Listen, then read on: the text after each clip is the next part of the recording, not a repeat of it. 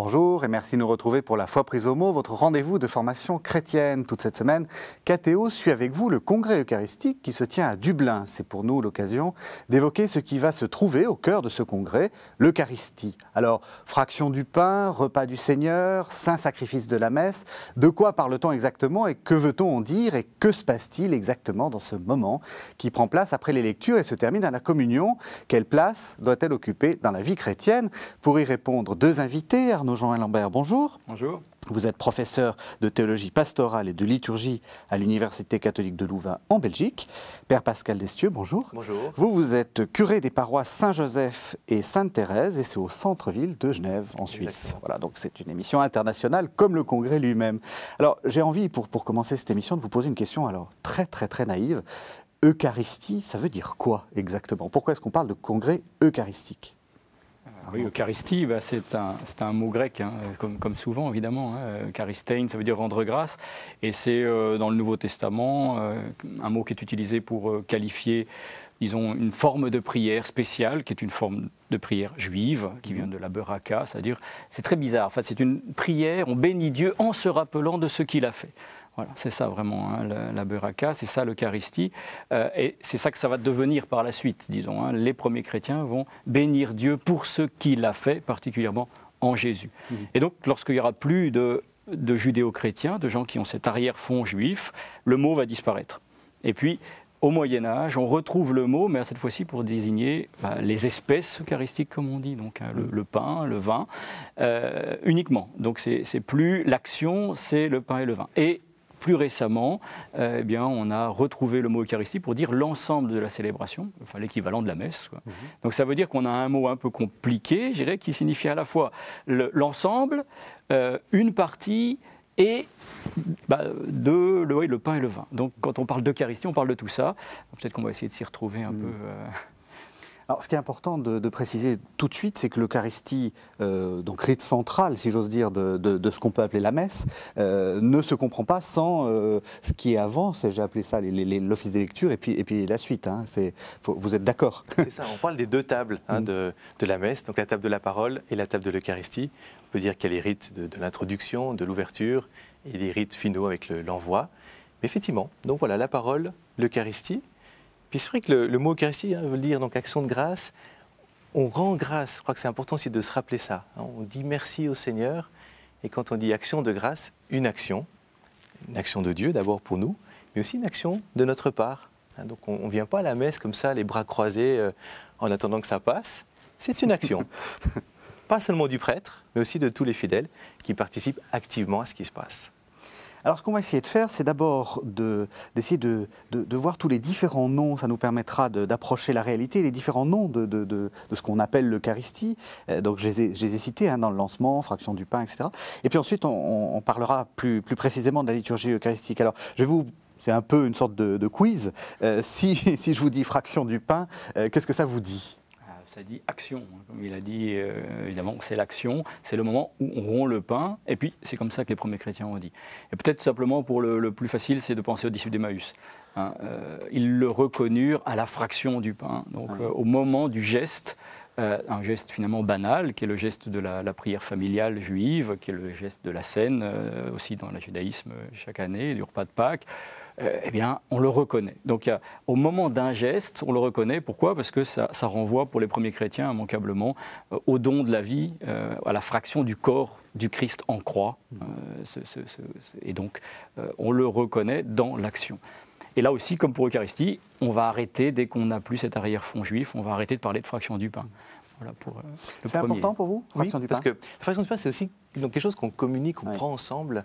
J'aime bien dire aux enfants de la première communion que le mot copain vient de cela, le pain qu'on partage ensemble. Donc la fraction du pain, c'est aussi cela. C'est le Christ qui se donne et on a part au même corps du Christ, au même pain.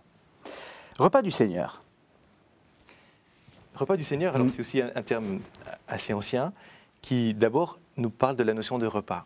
Et c'est très important, Jésus prend souvent cet exemple-là dans les paraboles pour dire le royaume de cieux sera comme un grand repas auquel on est invité. Et donc, voilà, on est ensemble pour ce repas, mais après, il faut ajouter repas du Seigneur. Sinon, on aurait des restaurants à la place de nos églises. Et donc, c'est le Seigneur qui nous invite, c'est le Seigneur qui se donne en nourriture pour nous. c'est lui que l'on reçoit. Pour une fois, c'est un mot qui ne disparaît pas. Oui. C'est-à-dire que les chrétiens vont continuer à utiliser ce mot-là, y compris quand ils seront plus perdus, ils auront perdu leur racine juive. Et c'est le mot principal, par exemple, pour la réforme protestante, puisque là, on va se baser sur ce mot-là et on va parler de scène, de sainte scène. La scène, ce n'est jamais que le repas en latin. Okay, donc là, ça, c'est un mot qui va traverser tout le christianisme, hein, donc jusqu'à aujourd'hui, en tout cas. Mais justement, repas du Seigneur, on pense plutôt au repas qu'a pris le Seigneur, donc le côté plutôt mémorial, et c'est un mot qui va venir, ou est-ce qu'on pense plutôt au fait qu'on prend un repas ensemble?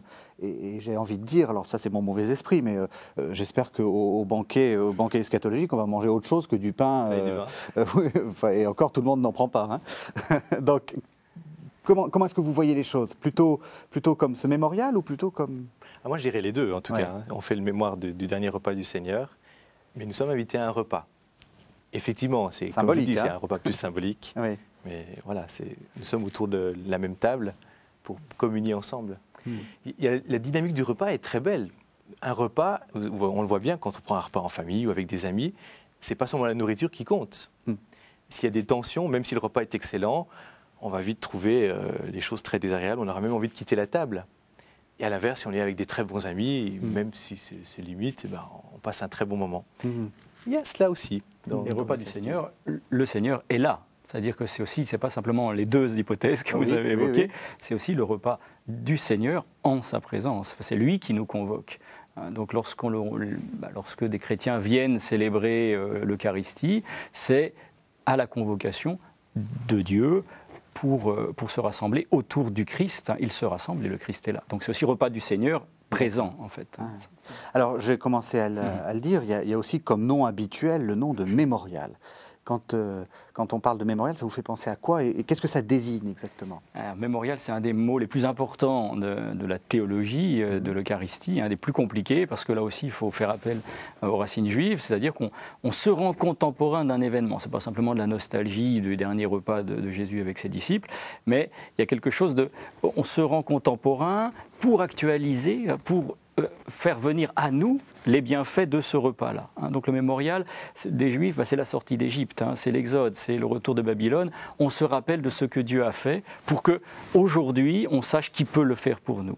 Et donc l'Eucharistie, c'est mémorial de la souffrance, la mort, la résurrection, la glorification du Christ. Et tout cela, lorsqu'on le célèbre, on en bénéficie, je dirais, autant que les témoins. Donc c'est ce processus d'aller-retour qui fait le mémorial. Alors, est-ce que tous ceux qui viennent à la messe, à l'Eucharistie, en ont conscience? Probablement pas, mais ça vient peut-être petit à petit. C'est aussi un des buts de la vie, tout simplement, pour comprendre ça. Alors, ça pose une question qui est la question, justement, qu'on va peut-être revoir après dans la deuxième partie, mais je veux déjà que vous me répondiez à cette question. Mémorial, ça veut dire qu'on a l'impression qu'on rejoue quelque chose, on refait quelque chose.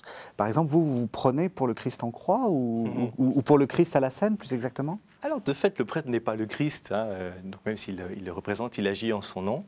Alors, je crois que c'est très beau de se rappeler ça. On fait mémoire de ce qui s'est passé, mais comme un événement qui nous touche aujourd'hui, comme l'a très bien dit Arnaud, un peu comme un anniversaire de mariage. Pour un couple qui est marié, quand il célèbre l'anniversaire de mariage, ce n'est pas seulement pour souvenir ce qui s'est passé il y a X années, mais du mariage qui est toujours là. Et ce mémorial, c'est ça, vraiment. Donc on rend présent. C'est le cardinal Journet il avait utilisé le terme de réitérer. On ne refait pas le sacrifice du Christ, on ne le renouvelle pas, on le réitère. Et il avait des mots très forts en disant, à la messe, les 2000 ans qui nous séparent du dernier repas, de la croix, de la résurrection, sont abolis. Et nous sommes rendus participants à ce qui s'est passé il y a 2000 ans. On n'y était pas, par la force des choses, en plus ce n'est pas la bonne région, mais là on est rendus participants. C'est bien que le cardinal Journet disait aussi aux enfants du catéchisme, mes enfants, quand vous êtes à la messe, si vous fermez les yeux, pensez que vous avez devant vous exactement la même chose que Marie et Jean. C'est le Christ qui se donne à nous. On pourrait dire simplement qu'au moins on n'a pas à être jaloux avec les disciples. Je veux dire, bien sûr, on n'est pas témoin des visus, mais on est tout à fait aussi égaux devant ce qui a été vécu que saint Augustin, saint Thomas d'Aquin ou le curé d'Ars. Je veux dire, la difficulté, c'est ça, c'est que justement, est-ce que c'est simplement un côté purement psychologique de se dire, en me rappelant des événements heureux, je les revis un petit peu, vous savez, comme ces gens qui aiment se rappeler de ce qu'ils ont fait de ce qu'ils ont fait de bien ou d'ailleurs de ce qu'ils ont fait de mal. Enfin, ou est-ce qu'il y a quelque chose de plus? Parce que souvent, dans la présentation qu'on donne, c'est un peu ce côté psychologique, en disant « Ah, on s'en rappelle, c'est sympathique », et donc on revit un peu les choses, mais est-ce que c'est plus que ça? D'un point de vue anthropologique, c'est pas plus que ça. Je veux dire, c'est la fonction d'un rite, un rite particulier, une fonction. D'un point de vue plus théologique, donc du point de vue de la foi chrétienne, il y a plus que ça, dans le sens que ce qui est l'acteur principal du mémorial, c'est l'Esprit Saint. Donc c'est cette force de Dieu, toujours assez difficile à comprendre un peu ce qu'est l'Esprit Saint, mais qui actualise. Donc on est véritablement contemporain de l'événement. Mais ça, c'est dans la foi chrétienne. Oui. C'est ce qui va différencier le chrétien qui participe à la messe, l'Eucharistie, et le non-chrétien qui sera de passage, qui pourrait être touché par une belle liturgie, par un rite, par une émotion, mais qui ne va pas entrer dans ce mouvement du faire-mémoire qui le transforme. Là, il y a la foi et le mystère de la foi pour cela. Je dirais que la clé de ce mémorial, son invitation de base, c'est les paroles du Christ, faites cela en mémoire de moi. Donc on répond à cette invitation-là. Oui. On refait cela en mémoire de lui. Et voilà, je crois que c'est vraiment le magnifique moyen qu'il a aussi trouvé pour nous, en pensant à ceux qui allaient venir après, pour nous faire participer à cela. Ceci est mon corps, vous ferez cela en mémoire de moi. Alors je continue avec les différents noms. On a parlé aussi au pluriel des saints mystères pour parler de l'Eucharistie. Est-ce que ça vous parle, cette façon de dire les choses, les saints mystères? Moi, ça me parle. Je pense que Père Pascal aussi, ça lui parle, mais je ne suis pas sûr que toutes les personnes qui viennent à une messe, ça leur parle. Ah oui. Parce que derrière le mystère, il y a... c'est pas l'énigme, hein, c'est pas l'inconnu, c'est pas l'incompréhensible, c'est le dévoilement. Hein. Le mystère juif, le mystère grec, pardon, le mystérion, c'est le sacrement originel, c'est le dévoilement. Donc ce mystère, c'est-à-dire tout d'un coup, est donné à voir avec la foi, quelque chose qui est invisible, ou à ressentir quelque chose qui est insensible. Et donc, oui, c'est très parlant dans le sens du dévoilement. Dieu veut dévoiler son projet d'amour pour l'humanité. Alors, même, je pense au pape Paul VI, tout le christianisme est un mystère de présence. Ce n'est pas une énigme, c'est le dévoilement d'une présence dans le monde, le dévoilement du projet de Dieu. Et dans l'Eucharistie, bon, on pourra reparler des modes de présence du Christ, mais il y a ce dévoilement, en tout cas. C'est-à-dire, tout d'un coup, Dieu se livre et continue à se livrer et à livrer les clés de son amour pour nous. Donc, dans le mystère, je crois que c'est très parlant dans ce sens-là. Après, évidemment, c'est plus difficile peut-être dans le langage commun aujourd'hui. Si je ne me trompe pas, Arnaud peut-être me corrigera, mystère et sacrement sont deux mots finalement qui ont le même sens à ce niveau-là. Donc ce dévoilement se fait par un rite, donc par une parole et un geste. Donc c'est ce que nous vivons dans l'Eucharistie et dans les autres sacrements.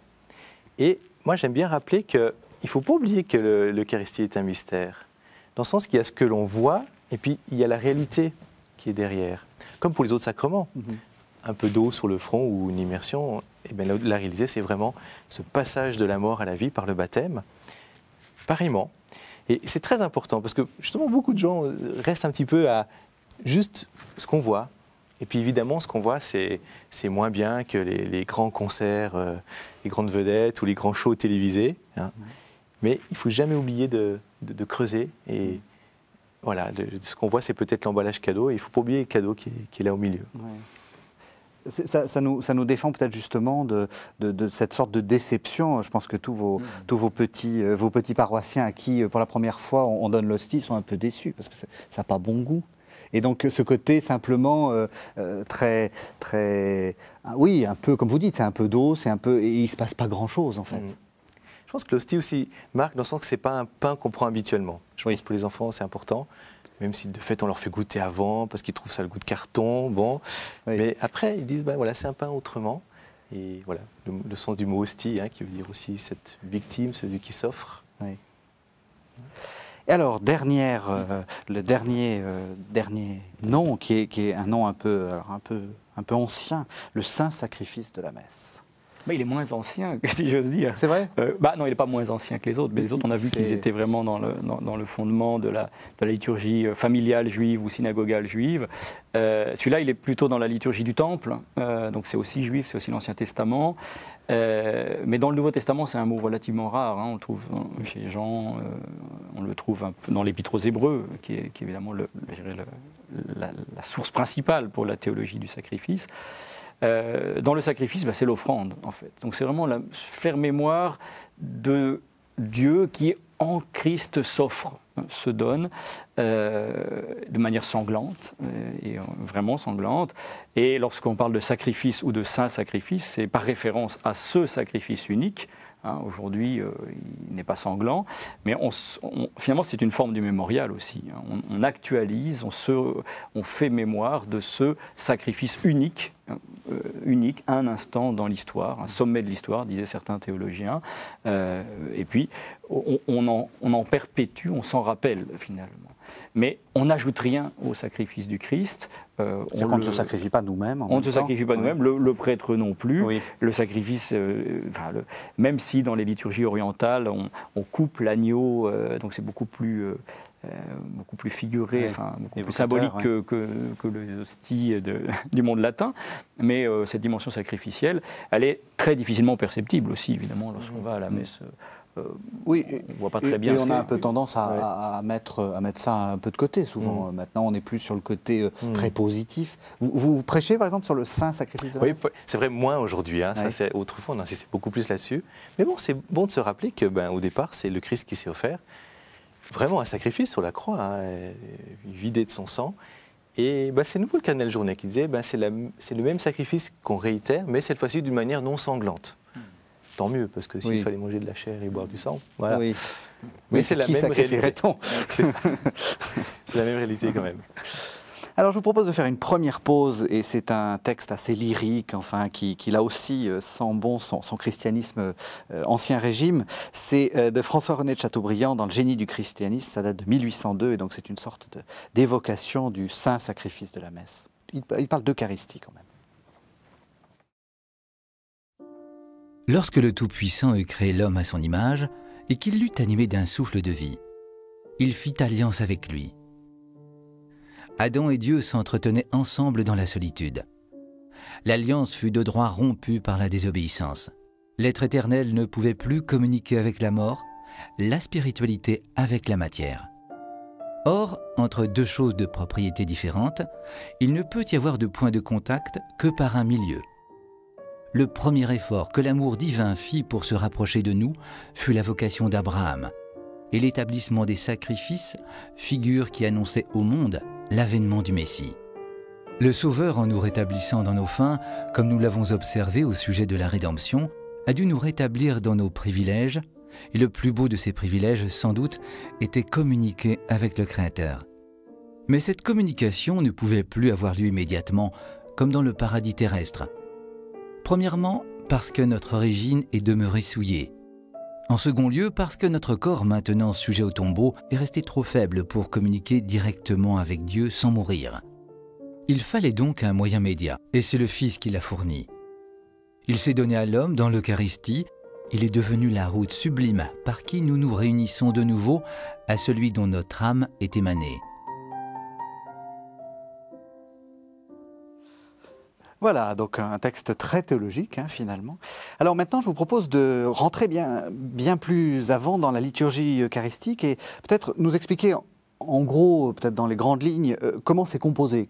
Parce qu'on a l'impression que c'est une sorte de tunnel, tout d'un coup, on se lève et puis hop, on se retrouve dans une sorte embarqué. On a l'impression qu'il n'y a que le prêtre qui a des choses à dire. On fait quelques réponses comme ça. Expliquez-nous d'abord comment c'est composé. Qu'est-ce qui se passe dans cette fameuse liturgie eucharistique, donc dans ce temps, après les lectures et avant la communion? Ben, je dirais, on peut en évoquer de plusieurs façons. En tout cas, ça a toujours été de cette façon-là, à peu près, hein, depuis autant que l'Eucharistie existe. Et on la trouve plus ou moins dans toutes les liturgies, pas simplement latines. C'est-à-dire qu'on a un temps de préparation, d'entrée dans cette liturgie. Alors, chez les orientaux, ça se fait plus tôt, hein, donc préparation des dons, qu'on appelait avant offertoire. Normalement, on n'appelle plus offertoire. Mais on prépare. Et puis, on entre dans une première prière qu'on appelle la préface, qui est une prière qui donne la tonalité, qui s'adapte au temps, au carême, à l'avant. Une acclamation qui est présente dans toutes les liturgies aussi, hein, le Sanctus. Donc là, je dirais peut-être le sommet visible, audible, hein, de l'acclamation. Par l'acclamation, la grande prière eucharistique, on en pourra en reparler, oui, on va en parler. Un peu compliqué, qui est souvent en effet un peu monologue, avec le récit de l'institution au milieu. Et puis, voilà, après, il y a un autre Père et la fraction et la communion, en fait. Vous, comment vous le vivez? Oui, il y a ce côté un peu technique, mais... C'est sûr, hein, ouais. c'est sûr. Là, c'est clair que c'est le prêtre qui parle au nom de tous. Oui. Il faut bien se dire que tous, on est partie prenante, hein, même si on ne parle pas à ce moment-là. Ah oui, le prêtre parle au nom de tous, parce qu'on a un peu l'impression qu'il y a une sorte de déclaration du prêtre. Ah oui, qui le prêtre je ne dis jamais je, à part quelques exceptions, oui. Il parle toujours en nous, et donc c'est vraiment, il est le porte-parole de la communauté. Oui. Donc on commence par cette préparation des dons et cette présentation des dons. Et j'avais entendu une fois une conférence sur la messe, et j'étais très surpris, le prêtre, je ne sais plus qui c'est maintenant, et il disait... D'après vous, quel est le moment le plus important de la messe? Alors, on pense tout de suite à la communion, à la consécration. Puis il disait, non, c'est justement l'apport des dons, donc qu'on appelait autrefois l'offertoire. Pourquoi? C'est la quête? Parce que c'est non, c'est le moment où on s'offre avec le Christ. Alors, c'est beau ça. Et personne ne peut s'offrir à notre place. Le pain et le vin représentent notre vie qu'on apporte au Seigneur. Alors c'est un peu dommage dans la liturgie parce que finalement ça devient presque un temps mort, hein, entre deux temps forts, le temps de la parole, l'Eucharistie qui va suivre, et puis c'est un temps où un peu chacun fait autre chose. Les fidèles ont fait la quête, oui, on fouille dans notre porte-monnaie, on pense à autre chose. Oui. Le chœur va prendre un chant de présentation des dons et le prêtre accomplit les rites donc, de ce temps-là. C'est un peu dommage. Oui. J'étais il n'y a pas longtemps dans un monastère à Lérins, et j'ai remarqué que les moines sont debout pendant la présentation des dons, pour dire, voilà, on participe pleinement. Et peut-être il y aurait quelque chose à revoir à ce niveau-là. Ouais, ouais. Alors, après cette présentation des dons, il y a, on a parlé des préfaces, et puis vous avez aussi parlé des prières eucharistiques. On peut changer ces moments-là. On a l'impression que on n'entend pas toujours la même chose. Et ça nous pose la question justement d'abord de la nécessité de ce changement, du sens de ce changement, et puis peut-être aussi du droit de changer. C'est quelque chose qu'on a beaucoup reproché après le Concile Vatican II. C'est que voilà, chacun faisait sa petite préface, sa petite... Quel est le sens de ces prières mobiles, si j'ose dire? Et puis qu'est-ce qu'on a le droit de faire exactement? Oui, c'est un peu difficile de parler en termes de droit, mais de fait... Hein, c'est comme ça que ça a été vécu. Voilà, tout à fait. Hein, dans le sens, pendant des siècles, il n'y a pas de prière rédigée, de toute façon. Hein, donc les premières prières rédigées apparaissent au moment où il commence à y avoir des conflits théologiques sur la nature du Christ, donc à l'époque arienne, on va dire, mais oui, mais on ne peut pas dire n'importe quoi de Jésus, donc on va commencer à rédiger notamment la prière et la prière eucharistique, et encore pas tout à fait rédigée. Donc, je dirais, historiquement, c'était cela, hein, de dire, voilà, on ne peut pas dire n'importe quoi. Pourquoi? Parce qu'il y a des théories derrière. Et ça, c'est assez important, parce que par la suite, pour la tradition latine, on s'est fixé notamment à une prière eucharistique, hein, qu'on appelait le canon, donc la règle, le canon romain, qui est la prière eucharistique numéro 1 actuelle, un petit peu modifiée. Et donc le canon, c'est bien la règle, c'est la règle de la foi, c'est si on se tient à ça, alors on est dans la vraie foi. En fait, c'était ça qui était derrière. Et surtout, il ne fallait pas prendre le risque de toucher à la règle, au canon, parce qu'on pouvait toucher à la foi. Sauf les préfaces là, qui étaient mobiles, en effet, simplement pédagogiquement, hein, parce qu'on ne va pas parler de la même chose à Pâques et à Noël, tout simplement. Bon, ça, je crois que n'importe quel enfant de 6 ans, il le comprend. Alors, après le Concile Vatican II, et notamment c'est une des décisions assez personnelles de Paul VI, c'était de retrouver une variété de prières eucharistiques, comme dans d'autres traditions orientales. Ils ont plusieurs prières eucharistiques, qu'ils appellent les anaphores. Et donc, pour, j'irais simplement regarder le même mystère, le même dévoilement de plusieurs façons. Parce que finalement, la foi, elle peut être unique et se dire de plusieurs façons. Donc c'est tout simplement un autre rapport à la vérité de foi. Et donc on a concrètement 4 prières eucharistiques principales qui ont été créées à ce moment-là ou réutilisées à ce moment-là. Puis on en a rajouté 2 pour les réconciliations, 3 pour les enfants. 4 grâce aux Suisses, donc ce qu'on appelle les prières pour les grandes assemblées, qui viennent du synode suisse, du synode 72, comme ils disent, n'est-ce pas ? Et donc on a varié. On a même varié plus que ça, les gens ne savent pas, mais on peut avoir il y a eu des prières eucharistiques autorisées, je suis pour l'instant dans l'autorisé. Par exemple, un congrès eucharistique au Brésil, il y a eu en Australie une prière eucharistique assez fameuse où on louait le Seigneur pour les kangourous. On va peut-être pas à Genève louer le Seigneur pour les kangourous. Voilà. Donc c'est aussi un petit peu cette idée de se dire, mais cette louange, cette action de grâce, elle peut aussi rejoindre l'univers des personnes. Et donc ce miracle qu'est le kangourou, si j'ose dire, et ben voilà, on peut en rendre grâce. Donc voilà. Donc ça, c'est déjà, vous voyez, 2 options, plusieurs facettes du mystère de la foi, ou alors la règle. Et puis au-delà de cela, il y a eu, après le Concile, on les utilise encore quelquefois dans certains milieux, toute une série de poètes, d'auteurs, de moines qui ont rédigé des prières eucharistiques jusqu'à, il y a des livrets d'une centaine de prières. Alors là, la question c'est, est-ce qu'on est toujours dans le mystère de la foi qu'on explore avec le génie propre d'un auteur, avec des formulations, ou est-ce qu'on a un risque de dispersion, de relativisation ? Certaines de ces prières sont assez justes et assez belles. C'est plus compliqué. Et alors après, il y a l'improvisation qui existe encore. Donc en gros, je sais pas, une paroisse en Belgique où la sacristine rédige la prière eucharistique du lendemain. Voilà. Là, je dirais à la limite, ça va pas, quoi. Je dirais, dans le sens qu'on est vraiment dans le pur subjectivisme du moment. Alors, à moins d'avoir quelqu'un de génial, on va avoir un texte souvent très pauvre, ou alors qui va oublier certains aspects. Parce qu'une prière eucharistique, c'est très construit. Il y a plusieurs dynamiques.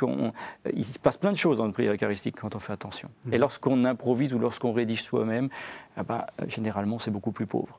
Donc, je dirais, en dehors même d'être dans le droit, dans le permis, pas permis, souvent ça ne va pas, quoi. C'est des textes qui ne sont pas à la hauteur de ce qu'on fait.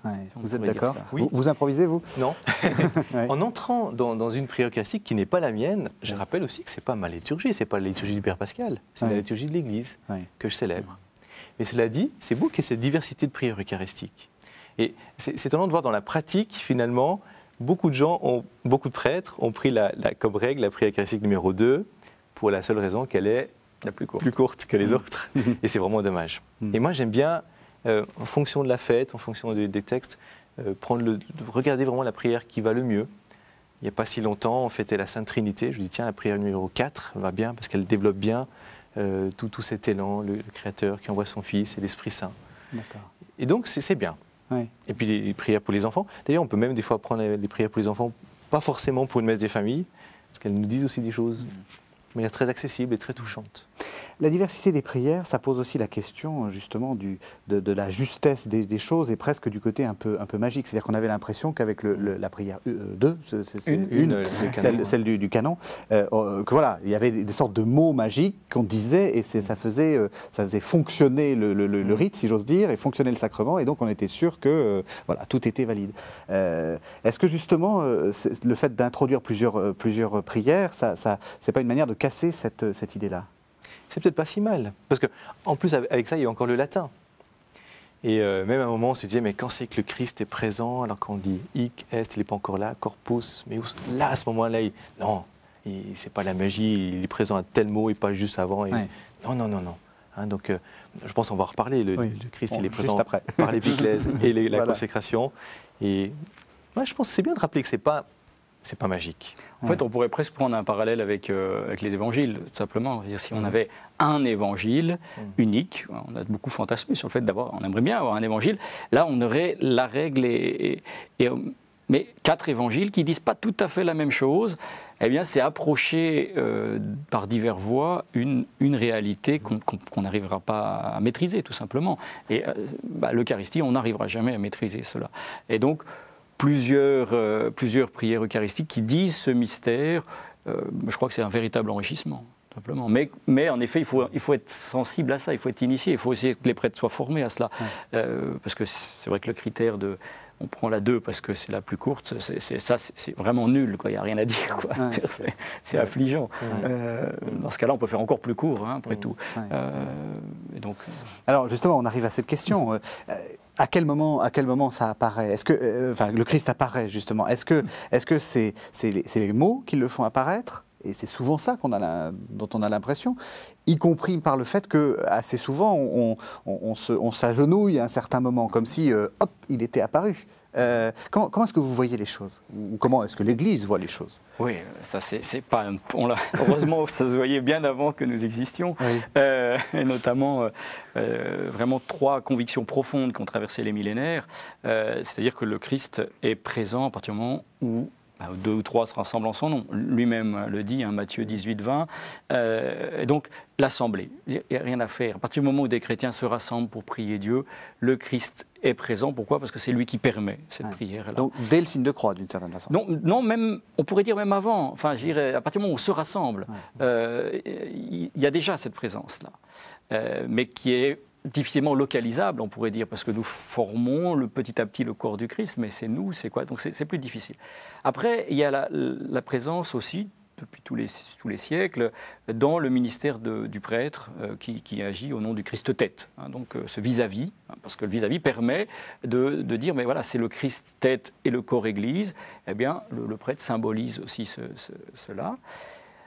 Et la présence dans l'Eucharistie, au plus haut point, on rappelle le Concile Vatican II, on pourra en reparler de celle-là, et le Concile Vatican II a ajouté une présence dans la parole proclamée, en disant c'est le Christ qui parle tandis qu'on proclame dans l'Église les Saintes Écritures. Donc, c'est-à-dire quand on lira un texte de l'Ancien Testament ou du Premier Testament, eh bien, ça sera quand même le Christ qui parle. Donc, c'est toujours une interprétation dans la foi. Il y a ce message-là, mais pas dans la Bible elle-même, mais parce qu'on le proclame dans l'Assemblée.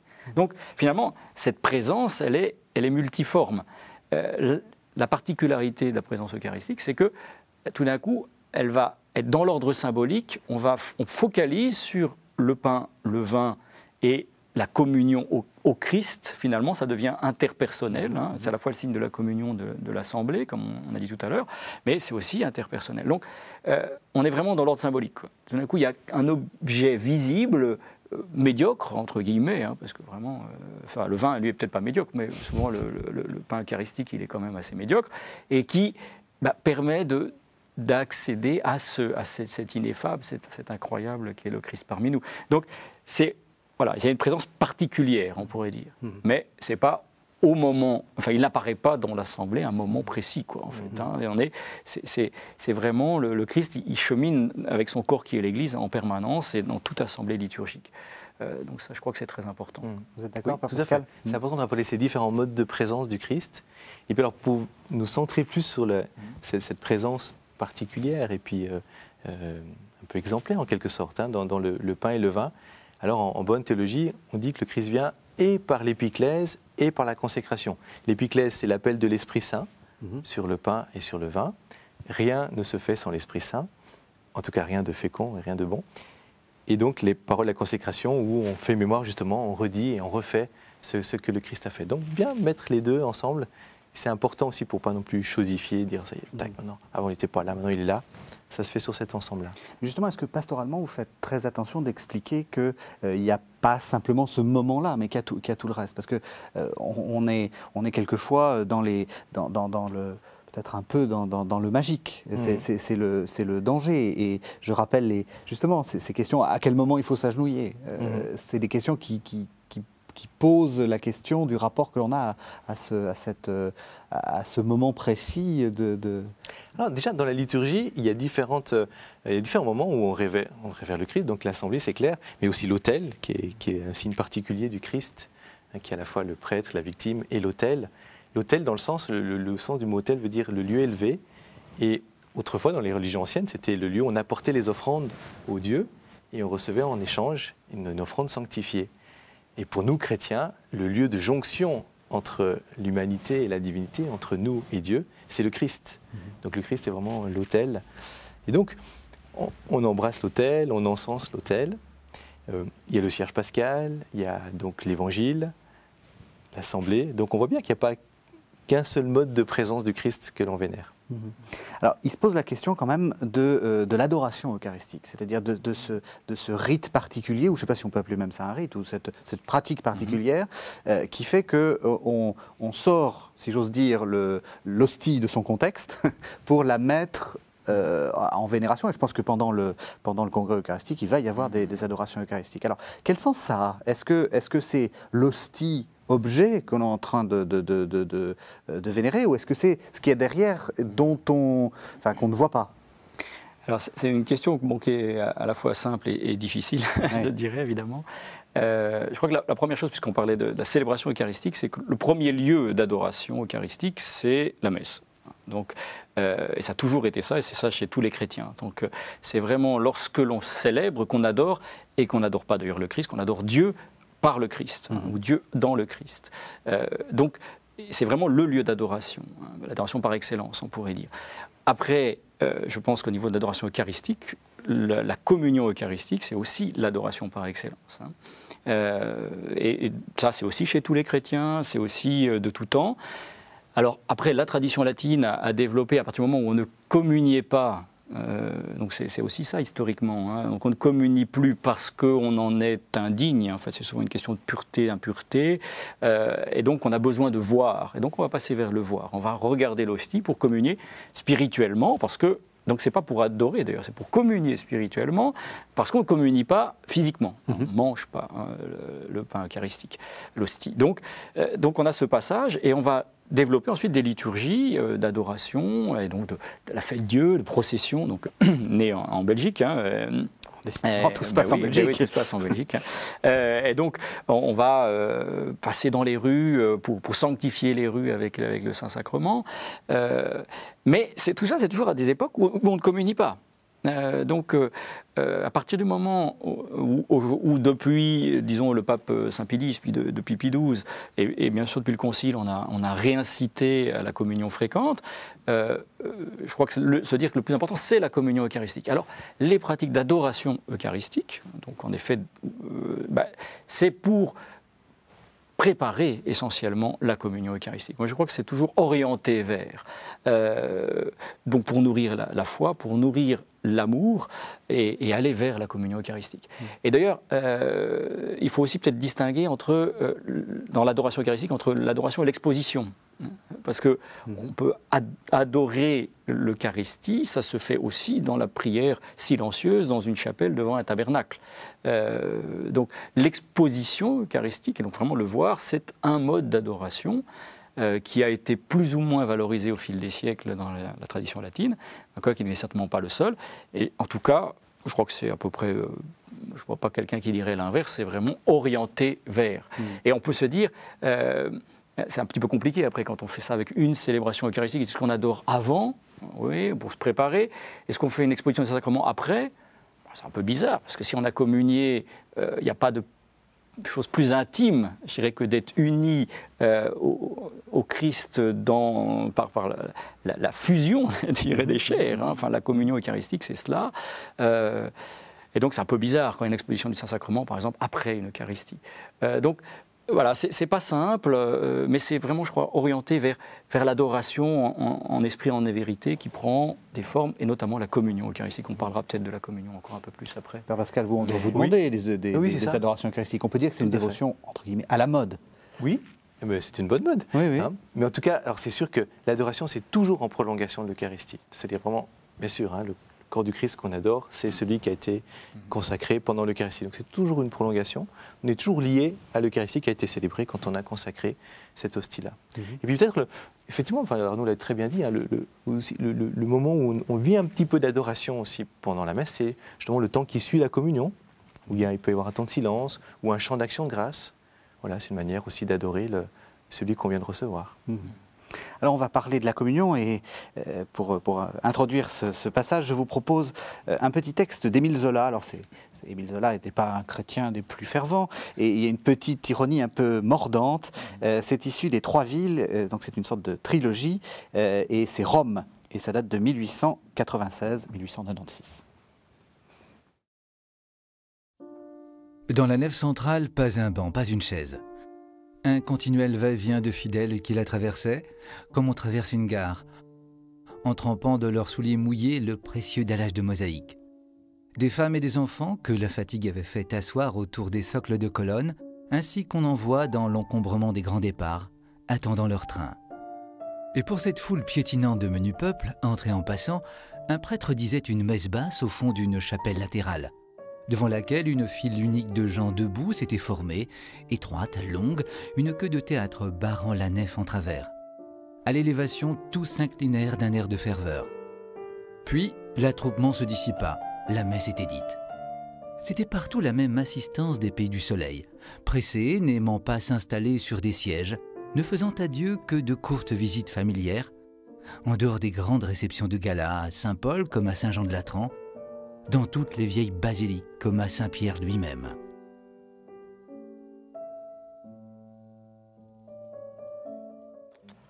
Voilà, alors, donc vous commentiez le texte, bon, on est sur quelque chose d'assez, qui n'existe plus, ces sortes de communion. Si. Ben, en même temps, heureusement qu'on a eu la réforme liturgique. Oui, mais ça existe aussi un peu, cette manière-là. Si on va aujourd'hui en Italie, en messe de semaine, on va retrouver pas très loin ce que décrit Zola. Ça va et bien. Justement, ce temps de la communion et puis peut-être de la post-communion, est-ce que c'est un temps important ?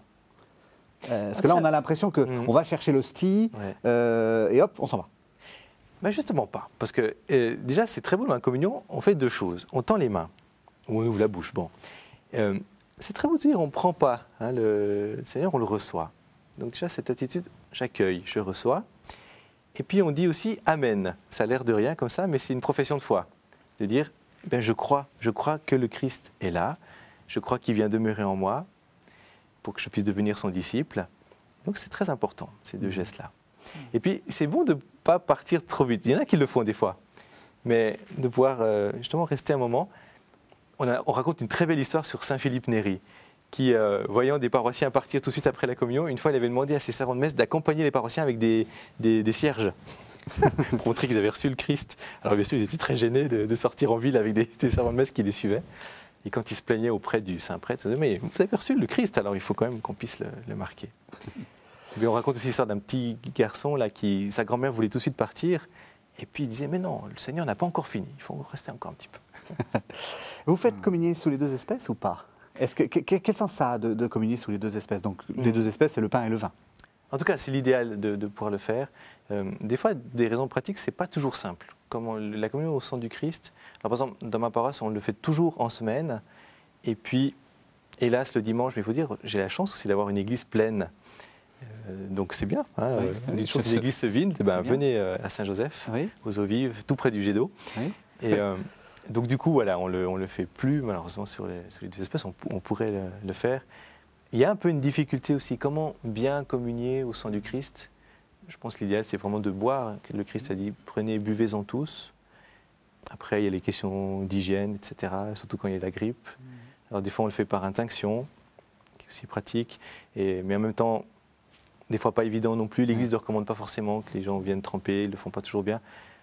Donc peut-être l'idéal, ce serait que le prêtre trempe lui-même dans le sang du Christ et donne, alors cette fois-ci dans la bouche. Et puis pour certaines personnes, ça peut poser difficulté en disant mais c'est quand même bien de recevoir dans les mains. Donc, ce n'est pas très simple dans la pratique. Oui, c'est nouveau aussi. Enfin, il n'y a rien à faire dans la tradition latine. Je rappelle, ça a interdit en 1415, Concile de Constance, parce que c'était une revendication des Hussites principalement. Donc des hérétiques. Donc qui étaient, c'est ce qu'on appelle les réformateurs catholiques à l'époque, puis en fait après les pré-réformateurs, mais pas parce que c'était leur symbole. Donc en fait c'était pas parce qu'ils critiquaient qu'on ne le fasse pas, mais ils n'étaient pas entre guillemets condamnés pour ça. Mais par la suite, du coup, on l'a interdit. Ça a été revalorisé au moment du Concile Vatican II et encore plus dans l'application. Ça a beaucoup de sens et rien à faire, quoi. Boire à la même coupe que quelqu'un d'autre, je dirais ce sens de la communion avec d'autres est encore plus fort, peut-être plus fortement perceptible que pour le pain. C'est vrai que le pain, l'idéal aussi du pain, malheureusement peu le font, et peu de curés, je ne vais pas demander au Père Pascal s'il le fait, mais c'est d'avoir une grande hostie unique que l'on divise. Alors en semaine c'est possible, en 5, 10, 15, 20, en 500 c'est plus difficile, pour percevoir cette communion entre nous et pas simplement, donc nous formons le corps du Christ. Et donc cette communion au sang, enfin au même calice, je crois qu'elle est symboliquement très forte. Alors, il y a des pays où ça pose aucun problème. Enfin, si on va aux États-Unis, où c'est systématique dans des assemblées de 1000 personnes, simplement, ça demande 40 ou 45 personnes formées qui vont le faire. Enfin, donc, c'est toute une autre manière de vivre l'Eucharistie. Chez nous, on le fait peu, malheureusement. Une question un peu naïve, qui est la question, encore une fois, mais on tourne autour de cette question de la présence. Est-ce que quand on communie aux deux espèces, on reçoit plus de Christ? Alors, non. On reçoit deux fois, quoi. Les théologiens catholiques se sont dépêchés, lorsque ça a été interdit, de dire surtout, vous inquiétez pas, il vous manque rien. Parce que, évidemment, sinon, vous pouvez revendiquer.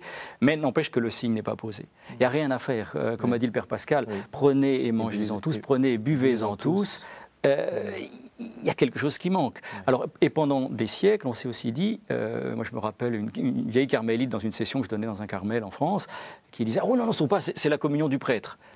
Donc elle est encore vivante, je veux dire, cette carmélite. Donc elle ne communiait jamais, alors que c'était possible, mais elle disait, non, c'est la communion du prêtre. Donc là, il y a on est héritier aussi d'une habitude.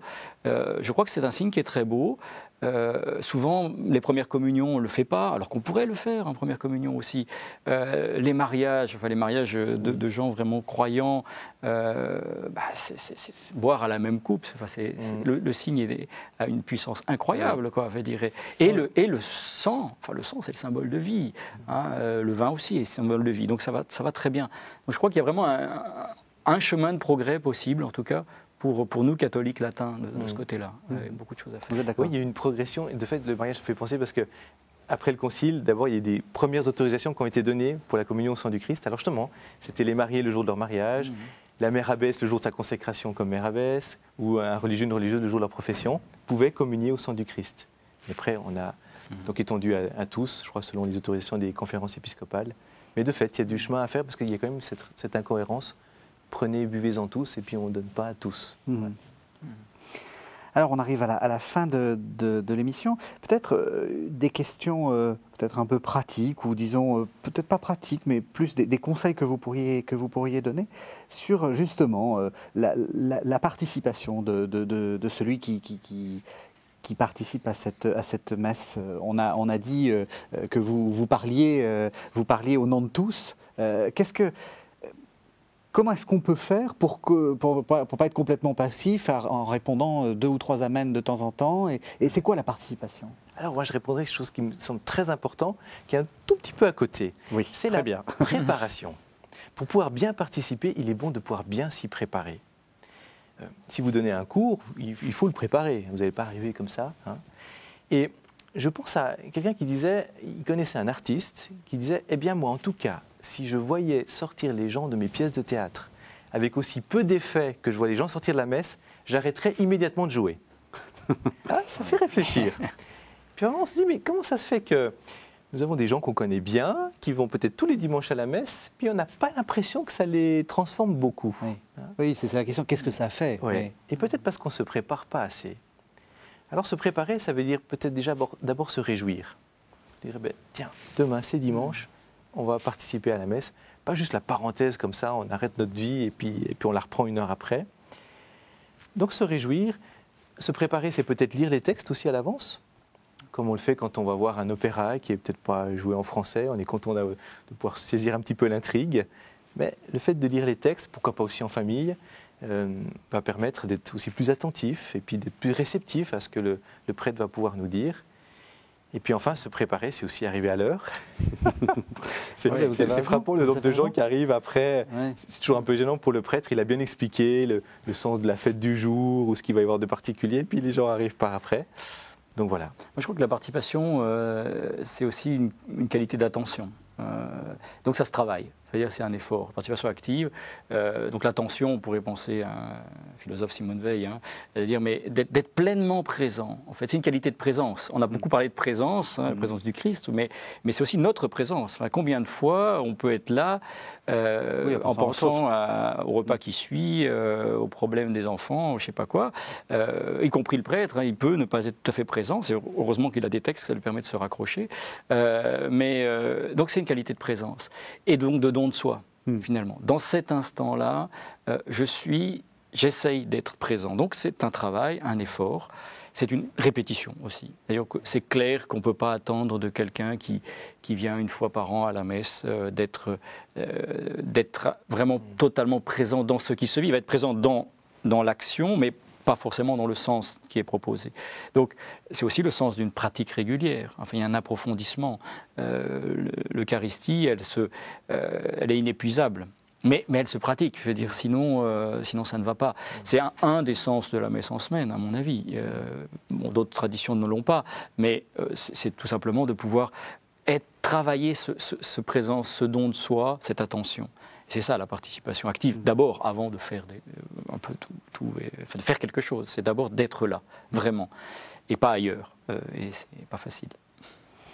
Eh bien, merci à tous les deux. Alors, quelques livres qui nous permettent peut-être de poursuivre cette émission. Vous avez écrit l'un et l'autre 2 livres qui aident à comprendre la messe. Alors, Père Pascal Destieux, vous avez écrit « La messe, enfin je comprends tout », un beau slogan, c'est paru aux éditions Saint-Augustin. Et Arnaud Join-Lambert, vous avez écrit un guide pour comprendre la messe qui est paru également, qui est paru aux éditions MAM, pardon. Sinon, vous avez écrit d'autres livres. Alors, Pascal Destieux, vous avez écrit « La confession, enfin, je comprends mieux ». Alors, visiblement, vous comprenez bien la messe, puisqu'on comprend tout à la messe, mais pas tout à fait tout à la... Plus humble. On est plus humble sur la confession, donc c'est aussi aux éditions Saint-Augustin. Et puis, Arnaud Join-Lambert, vous avez écrit « Les expériences de mort imminente, hallucination ou lumière sur l'au-delà » aux éditions Fidélité. Et puis, alors, peut-être que vous nous dites en 2 mots, prier 15 jours avec Karl Leisner. Dites-nous en 2 mots qui est Karl Leisner. Karl Leisner, un jeune diacre, 5 ans en camp de concentration, mort à la fin, sorti à Dachau, béatifié par Jean-Paul II comme modèle de la jeunesse européenne. Quelqu'un de très eucharistique d'ailleurs, et un beau cheminement de vie. Voilà, donc prier 15 jours avec Karl Leisner aux éditions Nouvelle Cité. Vous pouvez retrouver cette émission sur ktotv.com. Merci de nous avoir fait participer à votre pratique de la messe. Merci de nous avoir suivis.